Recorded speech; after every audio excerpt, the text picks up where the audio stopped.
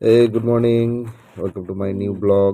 তো কেমন আছো? আজকে হচ্ছে বছরের প্রথম দিন। তো বছরের প্রথম দিন তোমাদের জন্য একটা নতুন ব্লগ নিয়ে চলে এসেছি। আজ বছরের প্রথম দিন। ঠান্ডাটা আজকে দারুণ পড়েছে, মানে এত ঠান্ডা পড়েছে যে সকালবেলায় এত কুয়াশা চারিদিকে দেখা যাচ্ছে না। তো শিলিগুড়িতেই প্রথম এত ঠান্ডা পড়লো। দেখতেই পাচ্ছ, আমি জামা পরার সাথে সাথে চাদরও নেওয়া শুরু করে দিয়েছি। আজকে চাদর নিতে হয়েছে বাধ্য হয়ে, কারণ প্রচণ্ড ঠান্ডা। তো আজকে অনেক প্রোগ্রাম আছে। আজকে তোমাদের একটা জায়গায় যাব, একজন আসবে তাকে রিসিভ করার জন্য। তার আগে এই ওয়েদারটা একবার তুমি দেখে নাও। দেখো কত কুয়াশা, এদিক থেকে তুমি ভালো বুঝতে পারবে। দেখো কত কুয়াশা, কতটা কুয়াশা তুমি বুঝতে পারছো। মোবাইলে অনেকটা ক্লিয়ার দেখাচ্ছে, কারণ বেলাটা অনেক হয়ে গেছে। অলরেডি 7:30 8টা বাজতে চলছে। তাও দেখো এখনো রোদ ওঠেনি। অন্যদিন তো তোমরা দেখো 6টা 6:30টার মধ্যে রোদ উঠে পড়ে। তো চলো রেডি হয়ে নিই এবং ব্রেকফাস্ট করে নিই। হ্যাঁ, ব্রেকফাস্ট করে রেডি হয়ে নিয়েছি এবং অফিসে চলে এসেছি। আজকে অনেক তাড়াহুড়া আছে, অনেক কাজ আছে, কারণ নেক্সট ডে আমি বাড়ি যাব। তাই আজকে যে কাজটা আছে সেটা হচ্ছে সবথেকে বড় কাজ, অনেক টাইম লাগবে এবং একজন আসছে তাকে রিসিভ করতে হবে। তো কে আসছে সেটা দেখতে থাকো। তো যার আসার কথা তিনি চলে এসেছেন, তাকে রিসিভ করতে যাচ্ছি আমরা টোটো নিয়ে। তোমরা জানো এটা আমার এই টোটোটা আমার পার্মানেন্ট টোটো, এই সব জায়গায় যায়। তো অলরেডি মার্কেটে চলে এসেছে, তো তাকে নিয়ে আসি। কে তাকে রিসিভ করা হয়ে গেছে, এবার কে আসছে সেটা একদম দেখাবো লাস্টে। তো এখন আমরা যাচ্ছি তোমাদের বলে দিই, সেই নোটবুক মেকিং মেশিন দেখতে, যে মেশিনটা এর আগে আমরা ইনস্টল করে দিয়ে এসেছিলাম। তো সেই মেশিনের কাছে আবার যাচ্ছি আমরা। তো এই রাস্তাটা তোমরা তো এর আগেও দেখেছো। তো আজকে দেখবি রাস্তাটা কতটা ভিড় থাকে, কারণ আজকে হচ্ছে বছরের প্রথম দিন। তো সবাই ফরেস্ট এলাকা, তো পিকনিক করার জন্য সবাই এসেছে। দেখাবো, তবে সকাল সকাল তো অতটাও না, হয়তো না আসতে পারে। হ্যাঁ, তো যারা এসেছে বা যেগুলো এসেছে সবাইকে দেখাবো, দেখানোর চেষ্টা করব, চলতি পথে যেটুকু দেখানো যায় আর কি। তো আমরা যাচ্ছি এখন। মাঝেই কিছু একটু চাটা খেয়ে নেবো, কারণ যিনি এসছেন তিনি পাঞ্জাব থেকে এসছেন। তিনি কিছু খায়নি, তো বললো সে হালকা ফুলকা খাবে এবং ভারী কিছু খাবে না। কারণ একবার কাজে ঢুকে গেলে সেখান থেকে আর কিছু খাওয়া যাবে না, কারণ তার আশেপাশে এমন কিছু নেই যে যেখানে আমরা কিনে খাবো, কোনো হোটেল বা কোনো দোকানপত্র সেরকম কিছু নেই, তাই রাস্তায় কিছু খেয়ে নিতে হবে।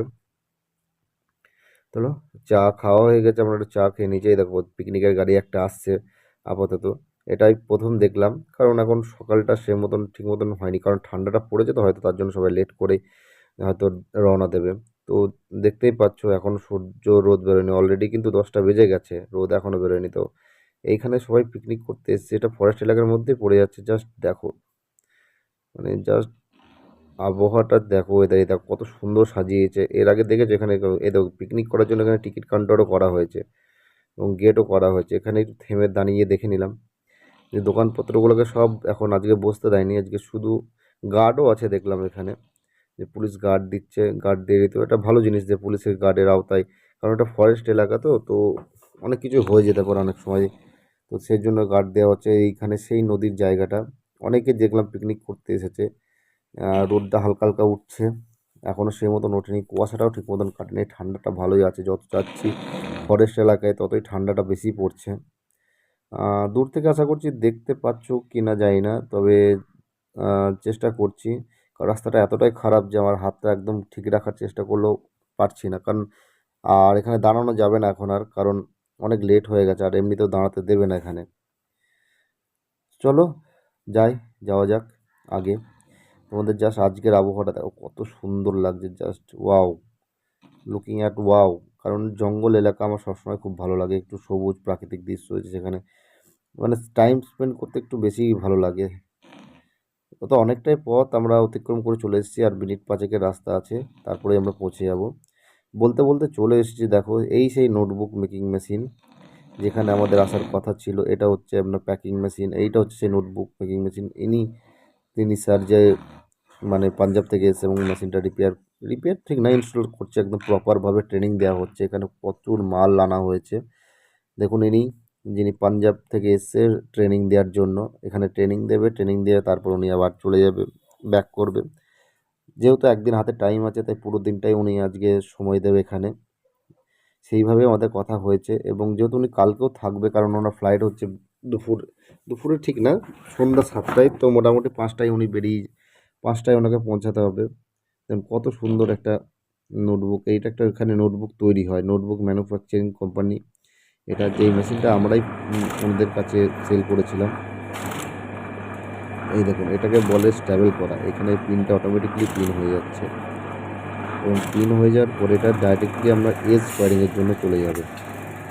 এই যে এখানে এজ স্কোয়ারিং হয়ে পুরো ভাঁজ, যেটা বলে ভাঁজ হয়ে একদম বেরিয়ে যাচ্ছে দুটো খাতা একসাথে, জাস্ট 10 সেকেন্ডের মধ্যে।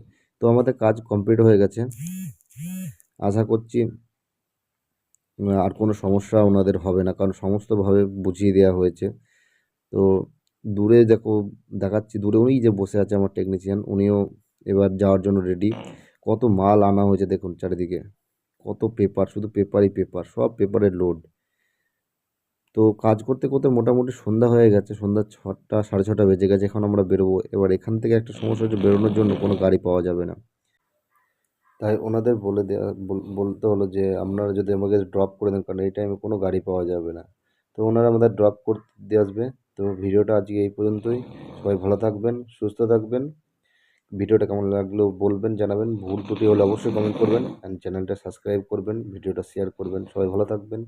চলো, দেখা হচ্ছে নতুন ব্লগে। Good night, by.